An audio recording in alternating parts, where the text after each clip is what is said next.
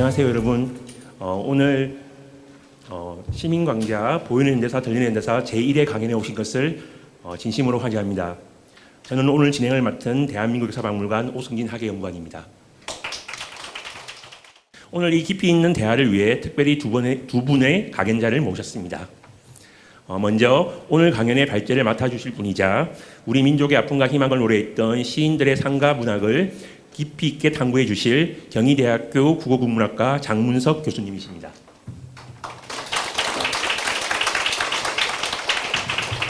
교수님께서는 특히 이육사 시인에 대한 연구와 동아시아 식민문학 비교 연구에 권위 있는 분이십니다. 다음으로 시대를 초월한 시의 메시지를 현대인의 삶과 연결하여 새로운 통찰을 안겨주실 인문학 연구자이신 서울대학교 미즈구치 나츠미 연구원님이십니다.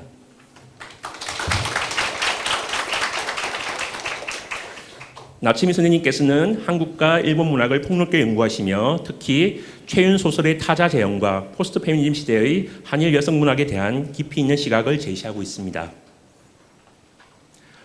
장문석 교수님과 나츠미 선생님께서 두 분 시인에 대한 발제를 해주시고요. 이어서 두 분 강사님께서 각자의 전문성을 살려서 시인들의 삶과 문학을 입체적으로 조명하며 대담을 진행하도록 하겠습니다. 그래서 이제 두 분이 먼저 대담을 진행하고요. 그리고 이제 시간을 조금 남겨서 참석하신 분들의 질의응답도 할 수 있는 시간을 가지도록 하겠습니다. 먼저 장문석 교수님께서 발제를 시작해 주시겠습니다.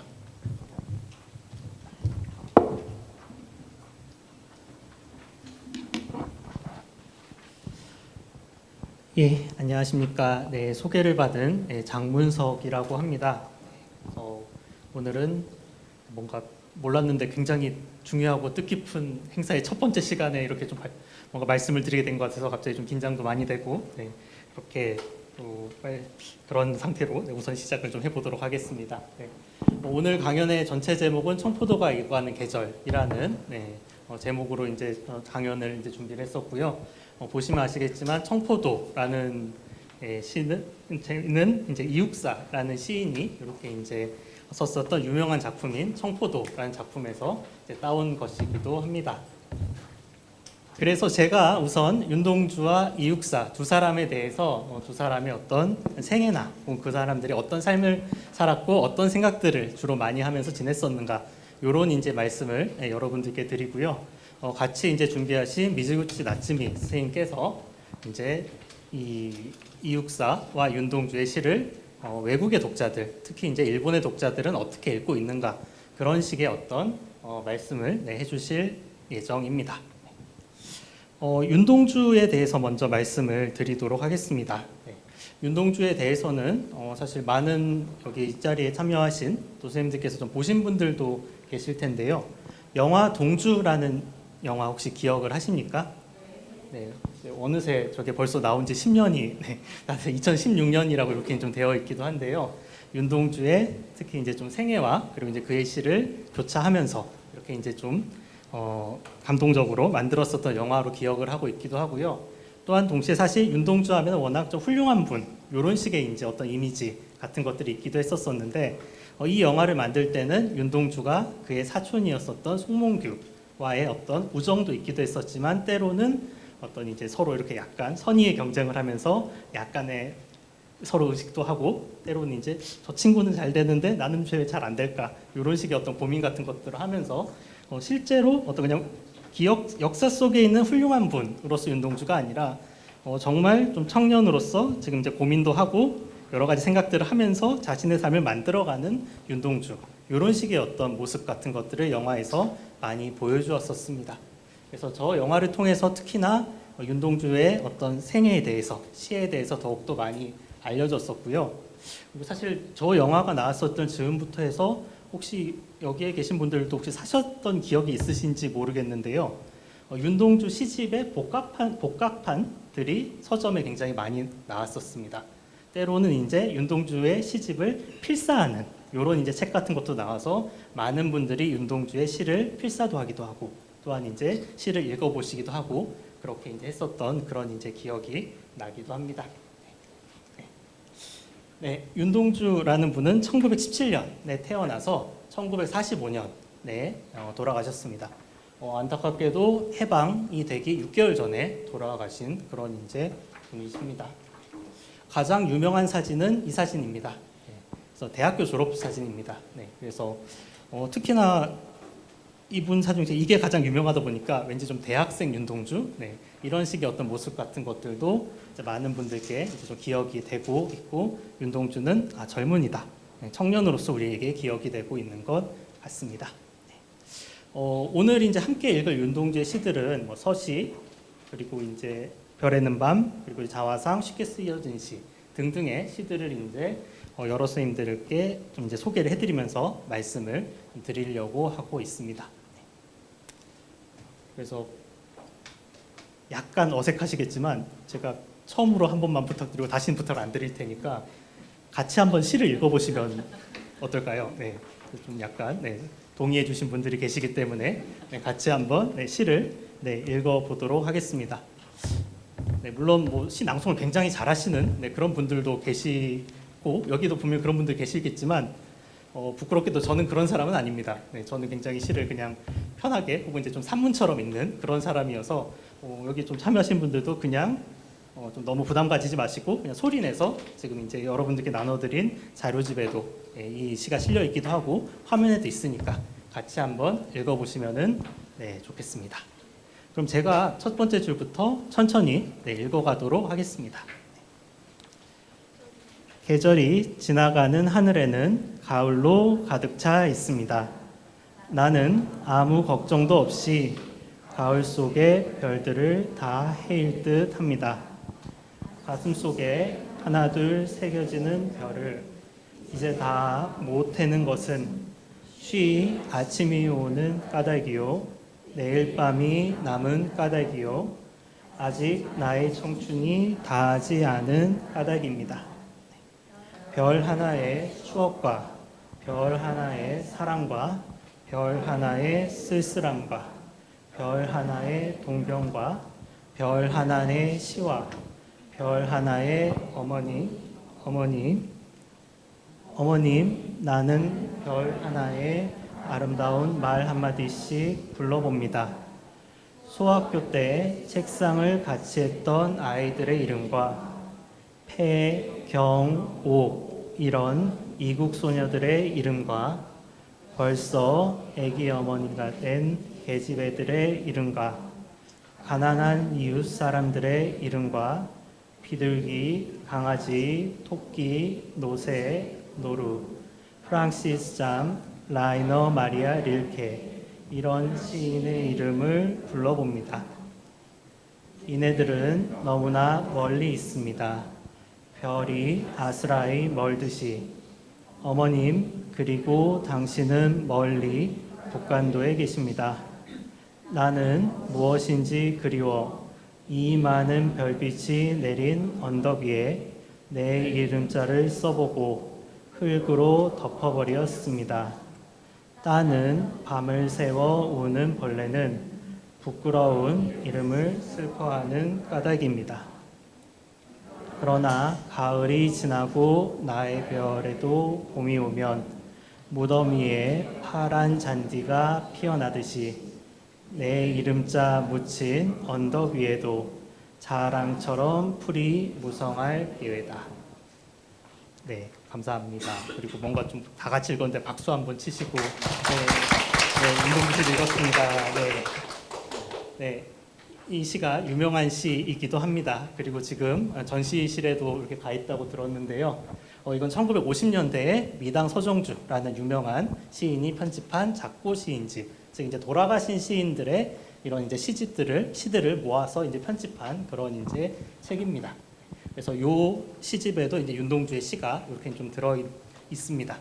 그래서 이 윤동주는 좀 안타깝게 일찍 세상을 떠나긴 했었습니다만 동시에 윤동주가 세상을 떠나신 지 얼마 안 되어서부터 이제 많은 시인들이 그리고 또 이제 많은 독자들이 윤동주의 시를 기억하고 지금도 읽어가고 있습니다. 네. 아까 제목에서 이제 제가 말씀드릴 것 중에 하나가 동아시아의 시인이란 말을 제가 이제 써보았는데요.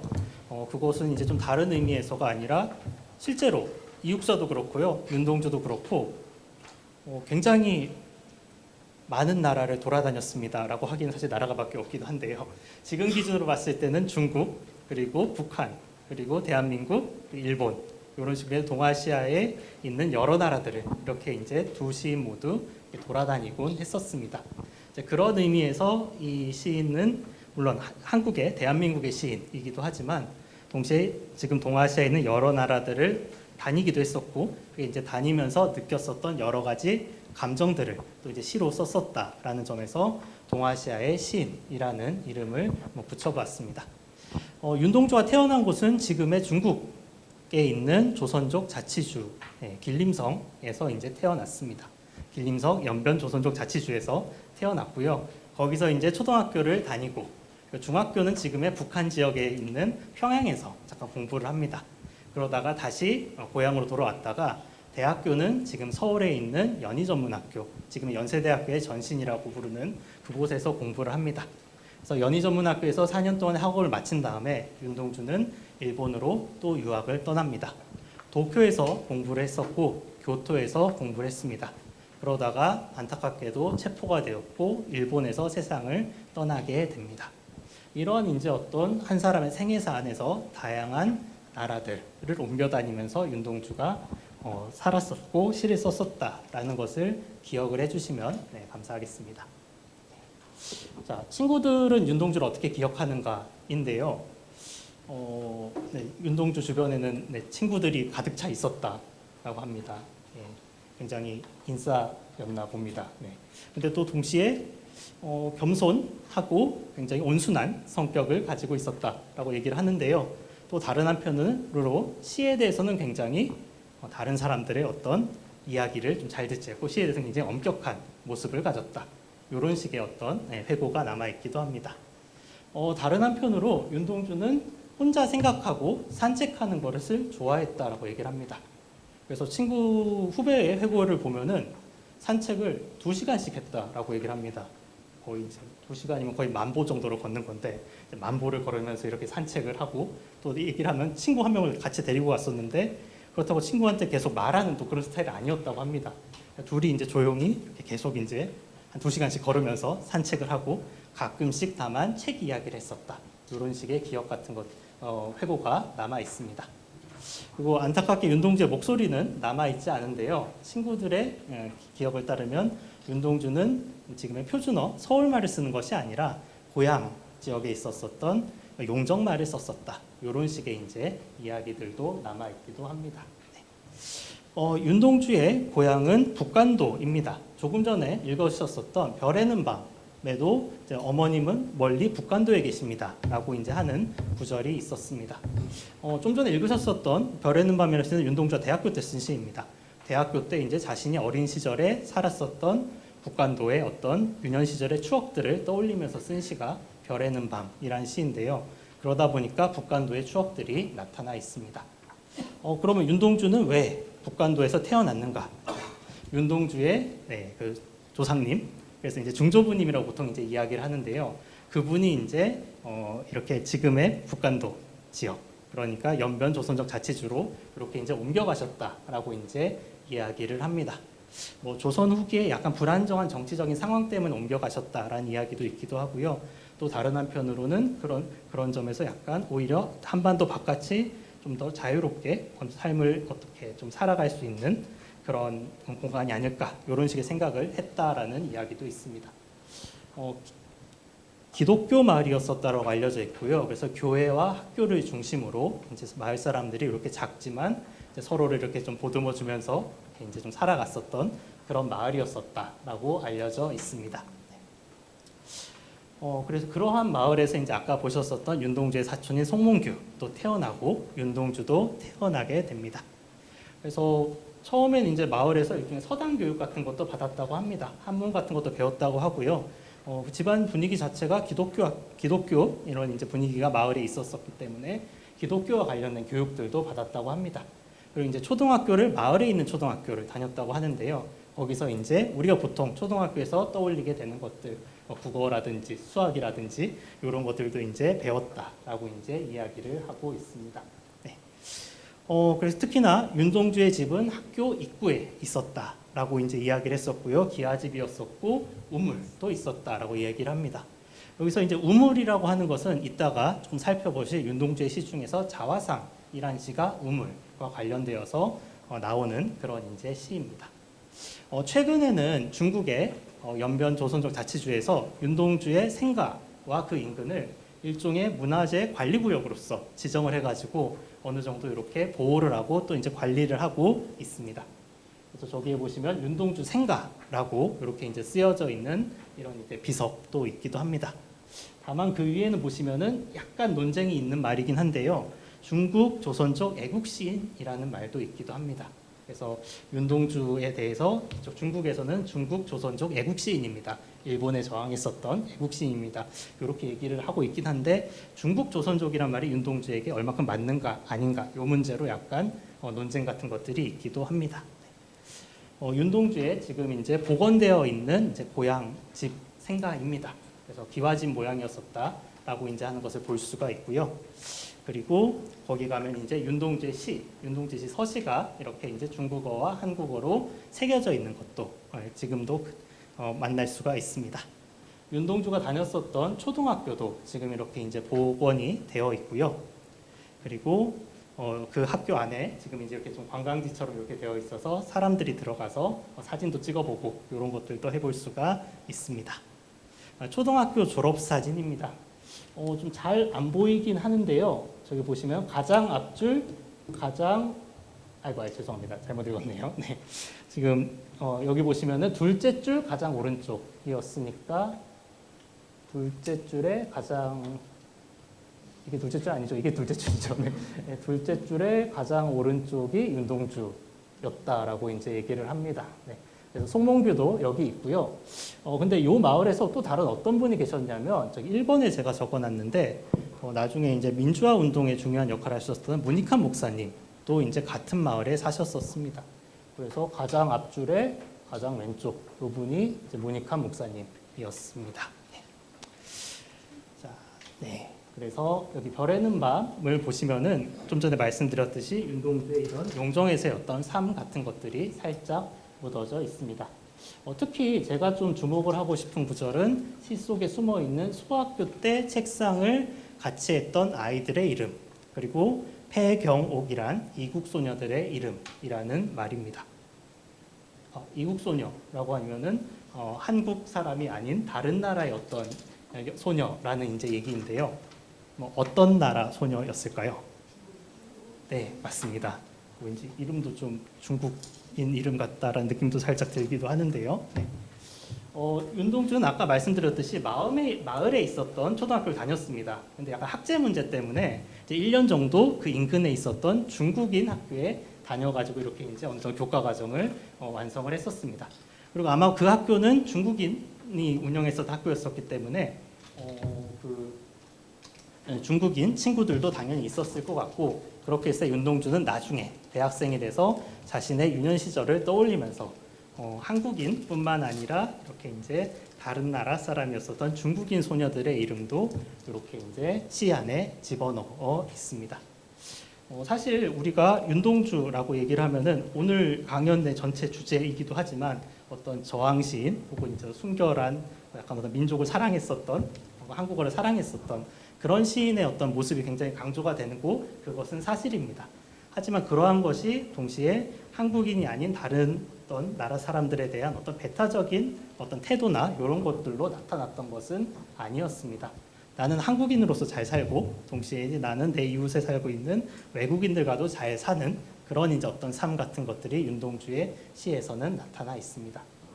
다른 한편으로 윤동주는 굉장히 외국어 공부를 많이 했었습니다. 그래서 좀 말씀드렸듯이 아름다운 한국어로 시를 썼던 사람이기도 하지만 영어, 중국어, 일본어, 만주어 등등등 굉장히 다양한 언어를 배웠었고, 오히려 다양한 언어들 속에서 이제 한국어의 아름다움은 무엇일까 이런 것들을 고민했었던 사람이 이제 윤동주의 어떤 그런 시였다라고 생각을 하시면 되겠습니다.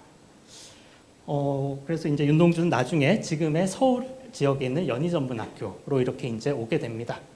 대학을 왔을 무렵에 썼었던 시 중에서는 새로운 길이라는 시가 있습니다. 내를 건너 숲으로 고개를 건너 마을로 어제도 가고 오늘도 갈 나의 길 새로운 길 이렇게 이제 시작되는 그러한 이제 시입니다. 뭔가 좀 새로운 환경에서 내가 내도 건너고 개울도 건너고 산도 넘어가면서 뭔가 좀 내가 앞으로 나아가겠다 이런 식의 어떤 마음이 있는데요. 보통 대학교에 가서 좀 새로운 환경 안에서 새로운 친구들과 새로운 삶을 살아가려고 했었던 윤동주의 약간 그런 기대 이런 것들이 담겨 있는 시다라고 이야기를 합니다. 그리고 혹시 오늘 여기에 은평구 쪽에서 오신 분 계신가요? 너무 갑자기 개인적인 걸 여쭤봐서 다른 게 아니라 비교적 최근에 은평구 쪽에 내를 건너서 숲으로 도서관이라는 도서관이 만들어져 있습니다. 그쪽에 불광천이 있고 이제 작은 공원이 있는데 거기 이제 내를 건너 숲으로 윤동주의 식구에서 이름을 딴 도서관이 만들어져 있습니다. 라는 말씀도 드리도록 하겠습니다. 네, 기차를 타고 이렇게 이제 서울까지 왔었다라고 이제 이야기를 합니다. 그래서 윤동주가 대학교 때 살았었던 기숙사는 지금도 연세대학교 안에 그 건물이 남아 있습니다. 그리고 그 건물은 약간 손질을 해서 지금은 윤동주를 기념하는 윤동주 기념관으로서 이렇게 이제 만들어져서 운영이 되고 있습니다. 그래서 혹시 뭐 시간이 되신 분들은 나중에 그곳도 가보시면 좋을 것 같습니다. 대학생으로서 윤동주는 잘 지냈습니다. 물론 이제 잘 지냈다는 게 마냥 좋은 일만 있었다라는 것은 아닙니다. 고민도 많았었고요. 특히 이제 기독교인으로서 신앙에 대한 회의 또한 대학교 때 가지기도 했었습니다. 어려움을 겪고 때로는 이제 글 쓰는 걸 좋아했음에도 불구하고 글을 잘 못 쓰는 그런 시간도 있었습니다. 그러다가 자기 나름으로 그러한 시간들을 또 넘어가면서 또 이제 친구들의 도움도 받으면서 이렇게 이제 대학 생활을 보내면서 지내게 됩니다. 지금 사진에 보시는 사람은 윤동주의 후배입니다. 정병욱이라는 그런 이제 후배인데요. 굉장히 친했었다고 얘기도 하고요. 아까 밤에 산책을 같이 다녔었던 후배이기도 합니다. 이분은 이따가도 또 나오십니다. 네. 그래서 기억을 해주시면 좋겠습니다. 네. 지금 경복궁역 옆에 가시면은 거기서 조금만 올라가시면 윤동주와 정병욱이 하숙을 했었던 하숙집 터가 지금도 남아 있습니다. 예전에 이렇게 기와집일 때 하숙을 했었다고 하는데요. 기와집은 안타깝게 없어졌고 대신 이제 이 자리가 바로 그 기와집 자리입니다.라고 하는 그런 이제 표시는 남아 있습니다. 그래서 저 보이시는 사진은 외국인 학생들과 같이 윤동주의 집터를 찾아갔을 때 사진이기도 합니다.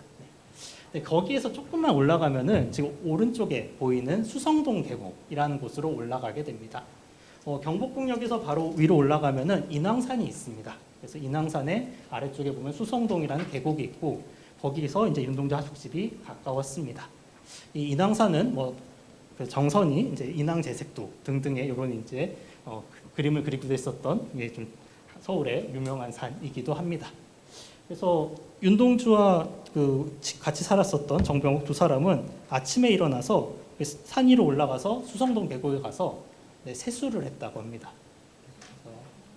여기서부터 약간 좀 성실한 사람이라는 느낌이 좀 들기도 하죠. 네. 그래서 이제 이 사람들의 일과가 남아 있습니다. 아침에 수성동 계곡에서 이제 세수를 한 다음에 학교에 갑니다. 그래서 학교에 가가지고 이제 공부를 열심히 합니다. 공부가 끝나고 지금의 이제 연세대학교 바로 앞에 보시는 신촌역이라는 기차역 신촌역, 이제 전철역 신촌역이 있습니다. 거기에서 이제 기차를 탑니다. 기차를 타고 지금의 서울역까지 기차를 타고 오게 됩니다. 서울역에서 내린 다음에 당시에 이제 도로를 다니고 있었던 전차를 타고 지금의 신세계백화점 혹은 이제 그 한국은행 맞은편까지 이렇게 이제 오게 됩니다. 그렇게 이제 온 다음에 그럼 바로 그 뒤가 지금의 명동 지역입니다. 그래서 윤동주와 정병욱은 서점을 다니기도 하고 음악을 듣기도 하고 때로는 연극이나 영화를 보기도 하고 그리고 이제 책방을 들리면서 이제 이렇게 이제 청계천을 지나가지고 종로를 지나서 인사동 옆을 지나서 다시 이제 자신이 살고 있었던 그 경복궁역 옆에 있었까지 이렇게 이제 가게 됩니다. 또 공교롭게도 당시에 이제 하숙집 주인은 당시에 유명했던 소설가기도 해서 그래서 어느 정도 이제 또 문학에 대한 이야기도 했었다고 합니다. 들으시기에도 굉장히 좀 규칙적이기도 하지만 또 다른 한편으로 굉장히 좀 문화적으로 풍요로운 그런 이제 어떤 시간이었다라는 것을 느끼실 수 있을 것 같고요.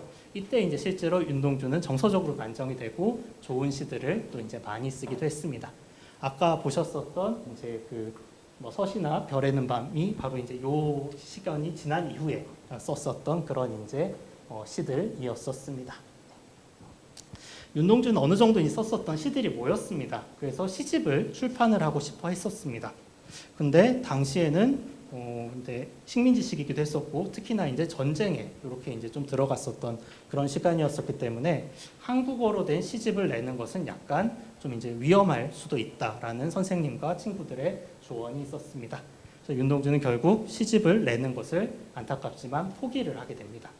대신 이제 안타까웠었기 때문에 직접 자신이 노트에다가 손으로 이렇게 이제 직접 자신의 시 원고들을 써가지고 시집을 3권 만들었다고 얘기를 합니다.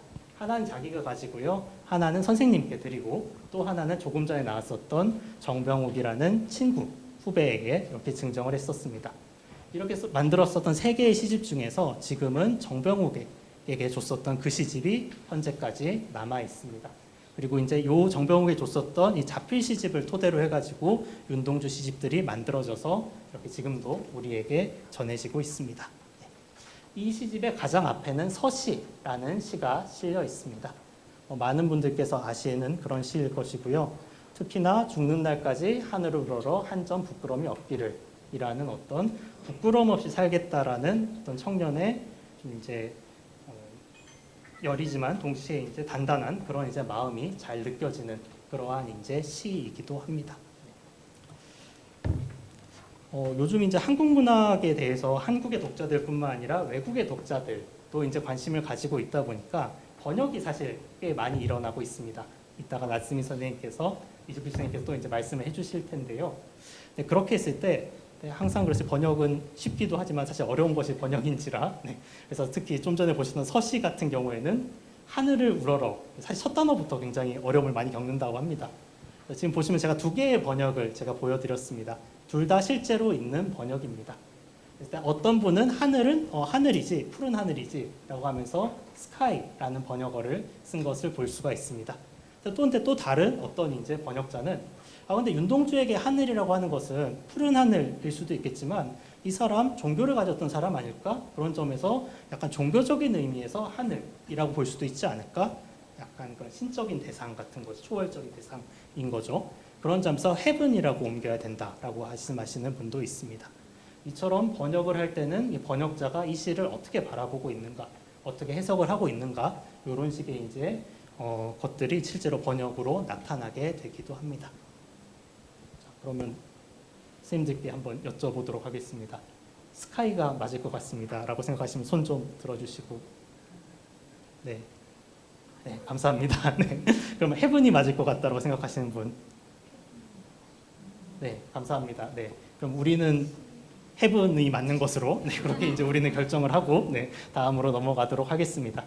근데 물론 이게 이제 기독교적인 의미에서 하늘이기도 한데요. 근데 실제로 맹자라는 책에도 비슷한 구절이 나와요. 군자에게는 3가지 즐거움이 있는데 그 중에 하나가 하늘을 우러러서 부끄러움이 없는 것이다. 굉장히 서시랑 비슷하기도 하죠. 이 점에서 어떤 서양의 종교인 기독교적인 것뿐만 아니라 이제 동아시아의 전통적인 어떤 유교적인 전통 이런 것들이 이제 사실 윤동주 씨의 밑바닥에 이렇게 이제 흐르고 있기도 합니다.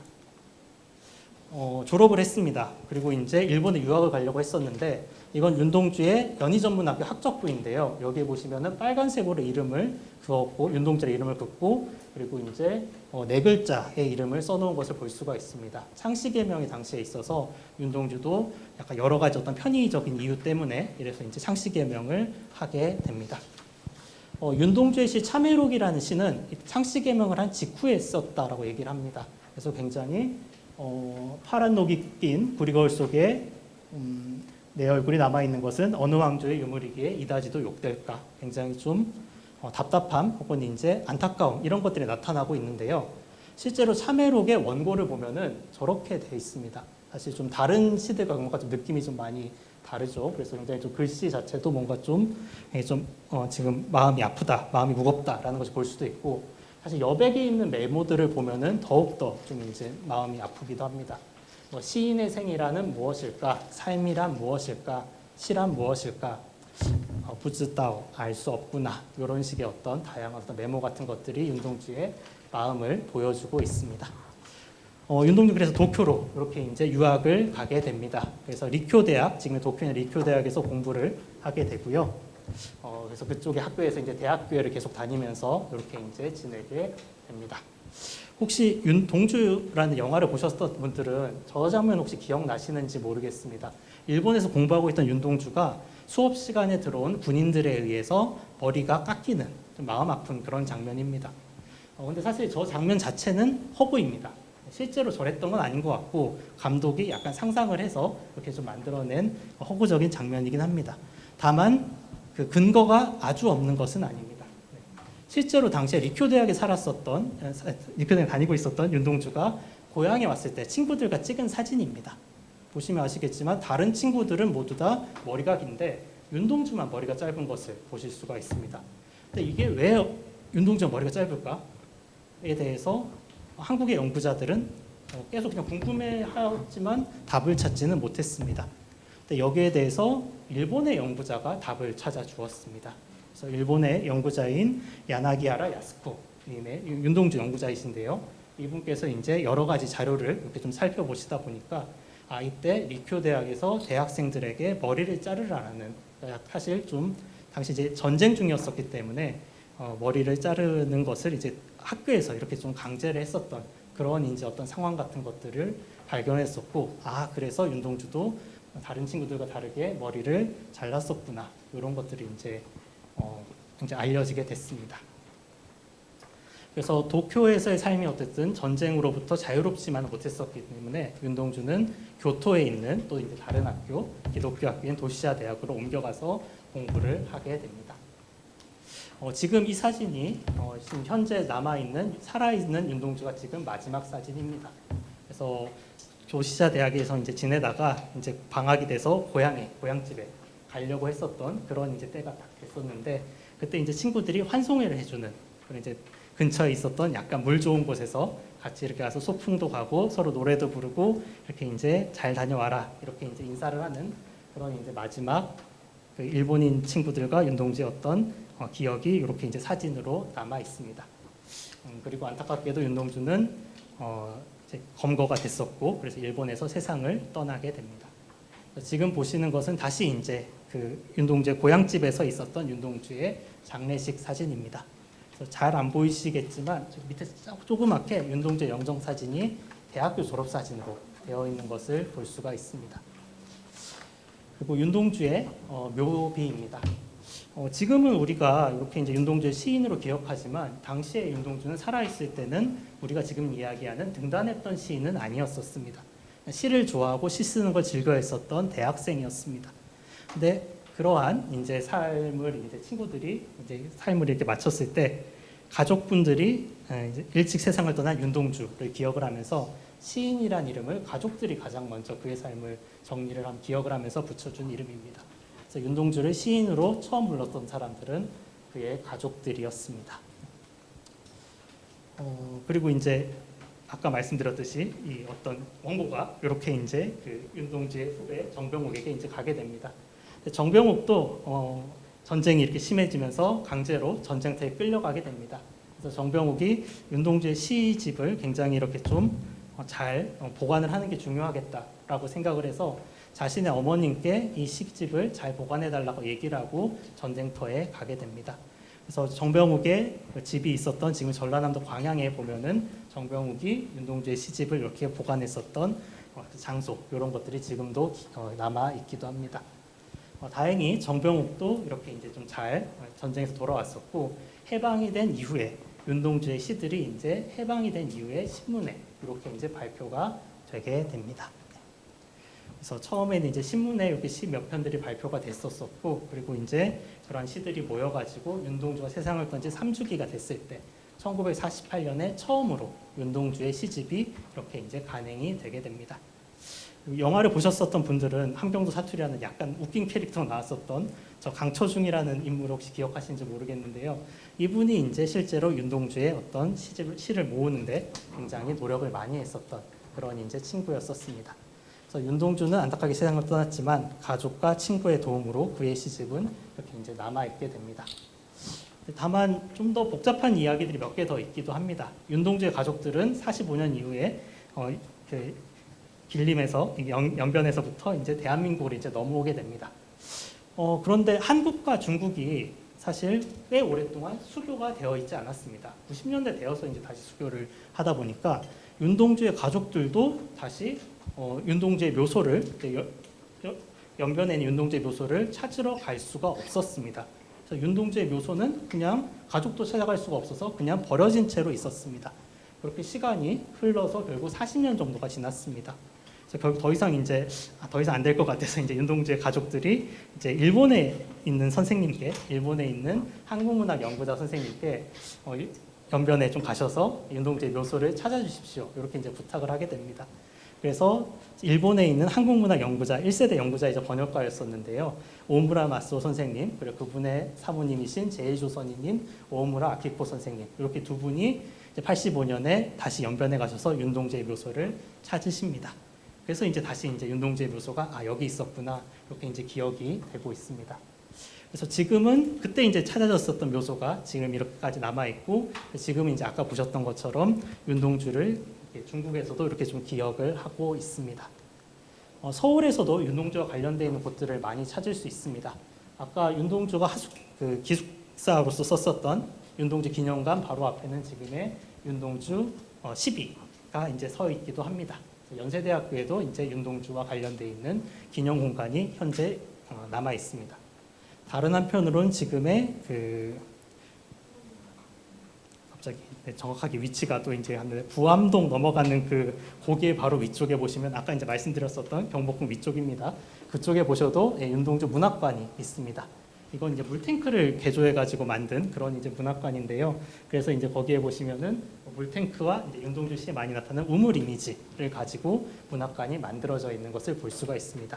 윤동주 고향마을에 있는 우물의 틀도 이렇게 문학관으로 옮겨오기도 했었습니다. 그래서 나중에 혹시 그 근처에 가실 일이 있으시면 윤동주 문학관도 한번 가주시면 좋을 것 같습니다. 여기까지는 제가 말씀을 드리고 요 다음 자화상이라는 시부터 미즈구치 선생님께서 더 말씀을 해주시기로 하겠습니다.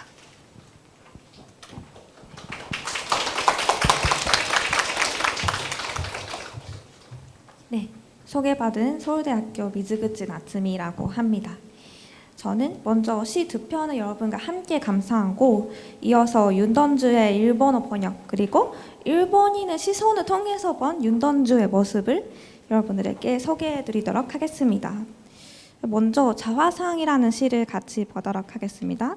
이게 1939년에 쓰인 시입니다. 그래서 이 시에서 중요한 이미지는 우물과 사나이의 이미지인 것 같은데요. 화자는 우물에 비친 자신의 모습을 바라보면서 타자화하면서 자신의 모습을 이제 사나이라고 표현하고 있는 거죠. 근데 여기서 제가 주목한 부분은 우물에 비치는 풍경인데요. 우물이라고 하면 일반적으로 깊은 지하에 있는 아주 어둡고 좀 습하고 그런 공간을 상상하잖아요. 그런데 이제 이 시를 보면은 이 우물 안에 비친 풍경들이 달이 밝고 구름이 흐르고 바람이 부는 그런 이제 아름다운 풍경이에요. 이제 깊고 어두운 우물을 자기는 들여다본 줄 알았는데 그곳에 비치는 풍경은 너무 밝고 너무 예쁘고 그런 풍경이었던 것이죠. 그런데 자신의 모습은 굉장히 어두워 보이고 말로 표현할 수 없는 그런 이제 자신의 모습을 발견하게 된 그런 시라고 볼 수가 있겠습니다.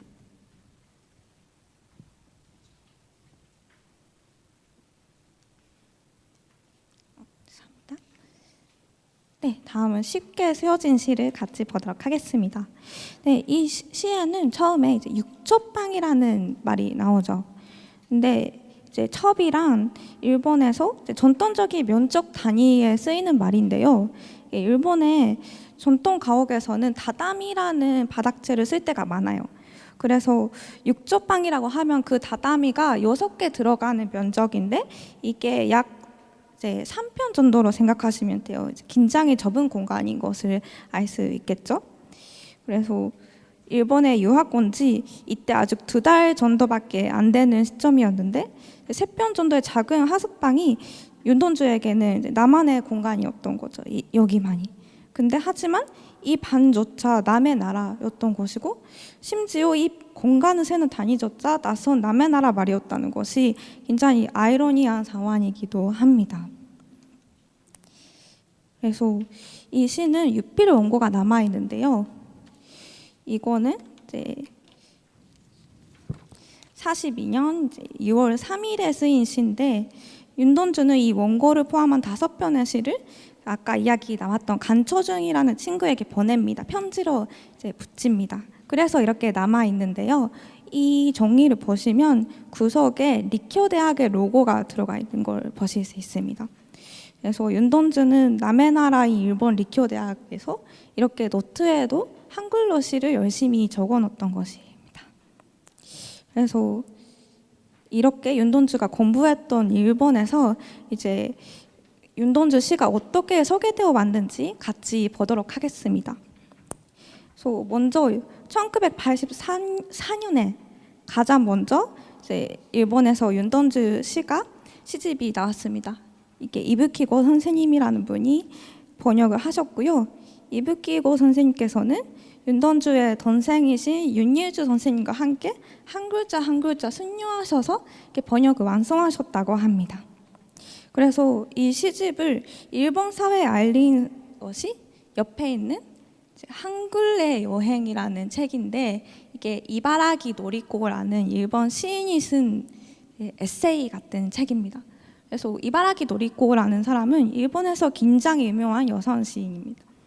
근데 이 사람이 한국 문학이나 한국어에 대해서도 굉장히 조예가 깊었던 사람인데요. 이제 이 사람이 이제 한국어를 50대 들어서 처음으로 공부하기 시작했어요. 50대 남편을 잃어서 이제 뭔가 자기가 자립을 해야겠다는 마음으로 뭔가 새로운 곳을 시작하고 싶었는데 거기에서 선택한 것이 한국어 공부였던 거죠. 그래서 이 책이 이 사람이 한국어 공부를 시작한 지 10년째 쓴 책입니다. 그래서 여태까지 한국어를 공부하면서 느낀 것들을 책으로 쓴 건데요. 이게 이 책 마지막에 윤돈주라는 챕터가 있고 윤돈주 시를 소개하고 있는데 이 챕터가 일본의 국어 교과서에 실리게 됐습니다.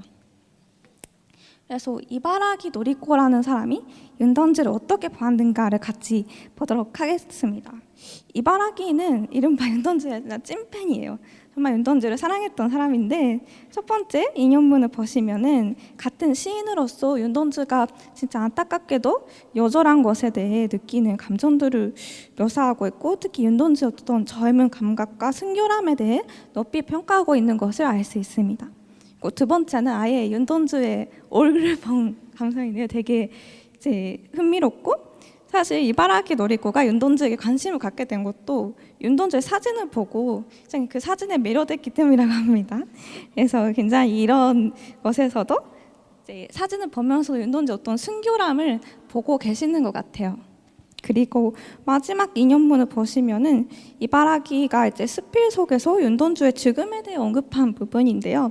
이바라기는 이제 일본의 전쟁을 시를 통해 많이 비판해왔던 사람인데 이분의 어떤 책임감 같은 게 여기서도 많이 보입니다. 그래서 이 스필을 통해서 윤돈주 시를 읽은 일본 고등학생들이 실제로 어떻게 느꼈는지 그 감상문이 남아 있습니다. 이거는 2016년의 감상문인데요. 잠시 같이 보도록 하겠습니다. 네, 여기서 먼저 이제 첫 번째 보시면은 윤돈주의 시를 국가와 시대를 초월해서 사랑받고 평가받는 시로 보고 있는 것 같고요. 그래서 이제 자신의 나라가 이렇게 고통을 준 편이었다는 것에 좀 충격을 느꼈다 이런 이야기가 있고 이제 두 번째 보시면은 이제 2016년에 고등학생의 입장에서는 이제 이런 식민지였다는 것을 상상도 못했다 이런 이야기가 있고요. 2016년이라고 하면 이미 일본에서 K-pop, BTS, 트와이스나 그런 게 엄청 이제 유행이었던 시절이었기 때문에 한국이라는 나라를 생각할 때 젊은 세대가 식민지 역사를 통해 보는 그런 기회 자체가 많이 없었다고도 할 수 있을 것 같아요. 그리고 세 번째 그룹 보시면은 오늘 제가 되게 인상적으로 봐서 가져왔는데 여기 그의 시는 슬픔 속에서 태어난 아름다움이 아닐까 생각하게 된다. 그 사실이 너무도 슬펐다. 이런 부분들이 굉장히 인상적이었는데요. 이러한 녹회들이 나온다는 것은 윤동주 시가 이제 일본어에 번역되었어도 그런 매력들이 잘 전달되고 있음을 보일 수 있는 것 같습니다. 그래서 이제 대학교를 보도록 하겠습니다. 노시샤 대학교는 이제 윤동주가 마지막에 다녔던 학교죠.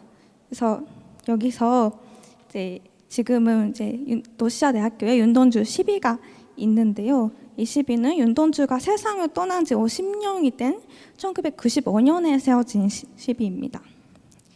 그래서 이때 이제 제막식도 굉장히 좀 화려하게 이제 있었는데 이 제막식에서 윤동주는 모교에서 진짜 50년 만에 표창을 받았습니다. 그래서 이때 노시샤 대학 총장이 윤동주의 실제 대학교 동기였대요. 근데 윤동주를 알지는 못했는데 사실은 동기였다 그런 이야기도 있었고요. 그리고 이로부터 30년 후 올해입니다. 올해 윤동주는 노시샤 대학에서 명예 박사학위를 받았습니다. 이렇게 윤동주는 모교 노시샤 대학에서 이제 많이 윤동주를 기억하려는 그런 노력이 계속되고 있음을 알 수 있습니다. 그리고 사실 1995년 이제 노시샤 대학에서 윤동주 시비가 세워진 해인데 이제 이때는 이제 윤동주 붐이라고 할 수 있을 만큼 윤동주에 대한 어떤 책이 많아졌고 일본 공영 방송국 NHK라는 곳에서 다큐멘터리가 제작되기도 했던 해예요. 그래서 이때를 기점으로 해서 윤동주 관련 서적이 엄청 많아지기도 합니다. 그래서 어떨 때는 일본어에서도 이제 번역에 들고 논쟁이 일어날 만큼 윤동주의 인기가 높아졌는데요. 죄송합니다. 네, 최근은 이제 한국어나 한국 문학에 대한 관심이 굉장히 높아지고 있잖아요. 그래서 이제 윤동주 시 역시 이런 약간 K 문학 열풍석에서 많이 재조명되고 있는데요. 이 책은 이제 가장 먼저 윤동주 시를 번역하신 이부키고 선생님의 번역을 다시 이제 올해 책으로서 낸 건데 여기를 보시면 표지가 2개 있습니다. 하나는 일본어로 되어 있고 하나는 한국어로 되어 있는데 이거는 이제 대역이라고 해서 같은 책 속에서 한국어도 실리고 일본어도 실리고 하는 그런 방식인데 이제 사실 일본어는 세로 쓰기다 보니까 이제 반대해서 이제 표지를 이쪽으로 보면은 일본어로 볼 수 있고 반대쪽에서 읽으면 한국어로 읽을 수 있고 그런 식으로 책을 만든 건데 사실 이제 일본에서도 한국어라는 언어에 대한 관심이 높아지면서 이제 이런 방식의 번역들이 굉장히 많아지고 있고 그 속에서 윤동주 시 역시 이렇게 많은 사람이 접하는 시가 되고 있습니다. 그리고 마지막에 짧게 이외에도 어떤 활동들이 있는지 살펴보겠습니다. 이제 여기서는 이제 일본 리쿄 대학, 이제 윤동주가 도쿄에서 다녔던 대학이죠. 여기서 이제 추도 모임이 매년 있고요. 올해도 윤동주 기일에 맞춰서 개최되었습니다. 그리고 다음은 이제 후쿠오카 여기는 이제 윤동주가 옥사한 곳인데요. 여기서도 윤동주 시를 읽는 모임이라는 게 있는데 이분들은 이제 30년째 이 모임을 계속하고 계십니다. 그리고 이제 윤동주의 시비를 건립하기 위한 노력도 많이 이어지고 있었는데요. 교토 시민들은 윤동주의 시를 어떤 약간 평화의 상징으로서 많이 이제 사람들이 기억하면 좋겠다는 마음으로 윤동주의 시를 건립하는 운동을 계속해 왔습니다. 그래서 진짜 10년 넘는 노력 끝에 2017년 굉장히 최근인데 이게 이제 윤동주의 마지막 사진, 아까 구름다리 위에서 찍은 사진이 있었는데 그 사진을 찍었던 곳 근처에 윤동주 시비가 이렇게 최근에도 건립하게 되었습니다. 그래서 지금까지 조금 짧았지만 일본 안에서 윤동주의 시가 어떻게 수용되어 왔는지 그리고 일본인의 시선을 통해서 이제 윤동주가 어떻게 바라보아 왔는지에 대해서 살펴보았습니다. 윤동주의 짧은 생애와 작품 속에 담긴 권해 그리고 시대를 넘어 이제 그런 권해들이 시대를 넘어서 일본인들에게 또 약간 깊은 또 울림을 주고 있다는 것을 알 수 있을 것 같습니다. 그러면 이어서 이육사 시와 생에 대해 장문석 선생님께서 이야기해 주시겠습니다.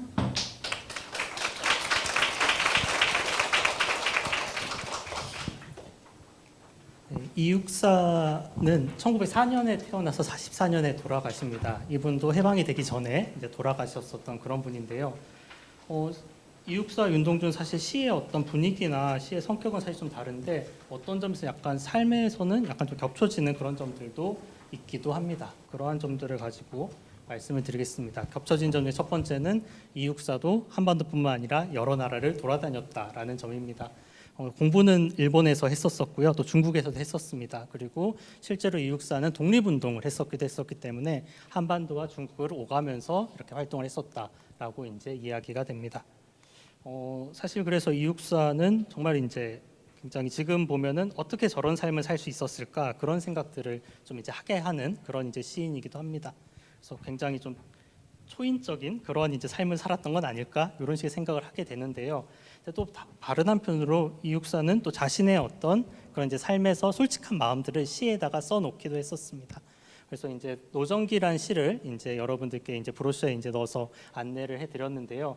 여기에 보면 사실 이렇게 이제 한국과 중국을 왔다 갔다 하는 자신의 어떤 삶에 대해서 좀 약간 좀 지쳐 있다라는 모습 같은 것들을 볼 수가 있습니다. 그래서 서해를 밀항하는 정크와 같다. 자신의 삶을 그렇게 얘기를 하고요. 또 동시에 이제 쫓기는 마음과 지친 몸으로서 이렇게 이제 나는 하루하루 지나가고 있다. 자신의 어떤 마음을 솔직하게 이야기하고 있는 것을 볼 수가 있습니다. 그렇지만 내가 지쳤다 이런 마음만 이렇게 이제 남겨두고 있는 것은 아니고요. 약간 다른 마음도 이렇게 좀 제시를 하고 있기도 합니다. 그래서 이육사가 했었던 일 중에서 하나가 이육사는 중국어를 잘했었기 때문에 중국의 대표적인 작가 루신의 고향을 이제 번역을 했었습니다. 고향의 마지막 구절이 굉장히 유명한 구절이기도 합니다. 이것도 한 15년쯤 전에 이제 미생이란 드라마 가장 마지막에도 삽입돼서 다시 한번 이제 알려지기도 했었던 바로 그 구절이 그런 것입니다.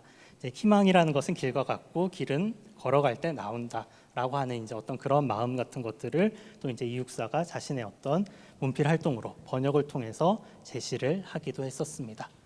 그런 점에서 보면 이육사가 남겨놓은 시인 청포도라는 시는 좀 지쳐 있는 자기 자신을 스스로 이렇게 이제 환대하고 또 이제 돌보면서 또한 이제 미래를 기약하는 그러한 이제 시라고 우리가 읽을 수도 있을 것 같습니다. 이육사 역시 아까 말씀드렸듯이 안타깝게 45년 이전에 세상을 떠납니다. 그래서 이제 그의 시가 다시 이제 세상에 알려진 것은 윤동주와 마찬가지로 해방 이후에 신문을 통해서 이육사의 친구들과 가족들이 이렇게 이제 힘을 쓰면서 이렇게 이제 알려지게 됩니다. 많은 분들이 아시는 광야라는 시 역시도 해방 이후에 신문에 유고로서 처음으로 알려졌었던 시입니다. 그리고 지금 여기에 보시는 것처럼 이육사의 동생인 이원조라는 당시 이제 유명한 비평가가 있었는데 동생과 친구들의 노력으로 이육사의 시집 역시도 해방 이후에 처음 이렇게 이제 출판이 되게 됩니다. 그리고 이렇게 이제 이육사의 시가 조금씩 알려지게 되면서 여기 이제 49년에 나온 이제 조선문학 전집이라는 이제 책에도 보면은 이 자료 역시도 이제 여기 박물관에 소장이 되어 있는 자료인데요. 이렇게 이제 이육사의 시가 널리 알려지면서 또 이제 많은 사람들에게 읽히기 시작했다라는 것을 보실 수가 있습니다. 네. 자, 비지 부스님 다시. 네.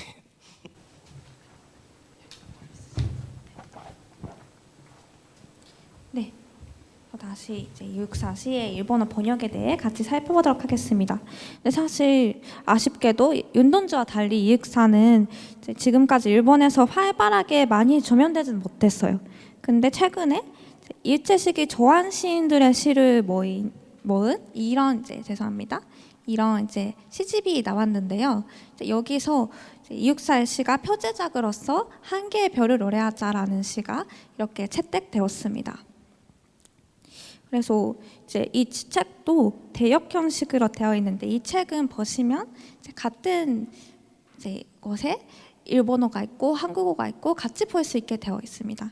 이거는 철정이라는 시를 보여준 페이지이고요. 그래서 사실 이 시 같은 경우에는 되게 위협하신 부분이 많습니다. 번역자분이. 그래서 이제 첫 구절이 매운 계절이라는 구절이 있는데 여기를 차가운 계절 즈메타의 키세츠 이렇게 번역을 하셨어요. 근데 이렇게 대역견식으로 책이 되어 있으면은 조금이라도 한국어를 읽을 수 있는 독자나 아니면 한국어를 공부하고 있는 독자들이 이렇게 츠메타이 차가운이라고 봤는데 여기서는 매운이라고 되어 있다.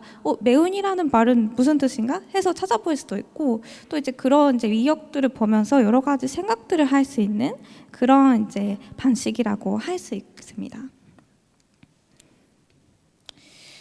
그리고요. 이제 마지막에 이제 이 책의 표제작이 된 한 개의 별을 노래하자라는 시를 살펴보도록 하겠습니다. 이 시는 이육사 시 중에서 그토록 이제 유명한 시는 아닌데 정말 아름다운 시입니다. 그래서 화자는 한 개의 별을 가지는 건 한 개의 지구를 갖는 것이라고 하면서 이제 이 땅에서 한 개의 새로운 지구를 차지할 이제 오는 날. 그러니까 그거가 해방인 거죠. 그것이 이제 해방을 기다리고 있는 것을 알 수 있습니다. 그래서 이제 다 같이 지구의 주제자가 되는 날을 기다리고 있는데요. 그런데 이제 조금 감동적이라고 제가 느꼈던 것은 이제 첫 부분을 보시면은 처음에는 이게 화자가 12선자 그 숱한 별을 어찌나 노래하겠니 이렇게 말을 했었는데 이제 마지막에는 이제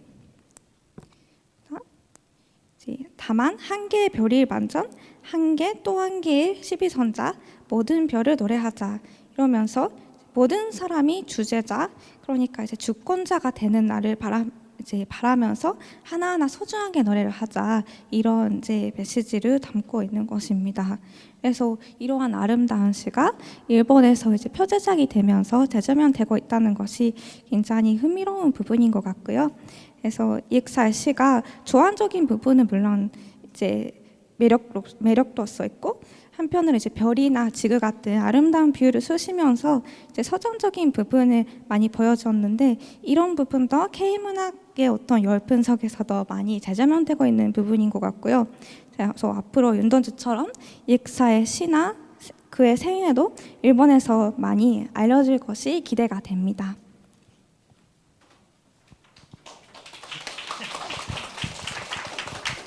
예, 그 마지막인데요. 그래서 지금 들으시면 아시겠지만 이 사람들이 그러니까 한국, 일본, 중국을 돌아다니기도 했었다도 이제 하나의 중요한 것이고, 동시에 이 두 시인에 대해서 한국, 일본, 중국에서 또 그 시인들을 기억을 하고 있다라는 것 역시도 이제 말씀을 드릴 수 있을 것 같습니다.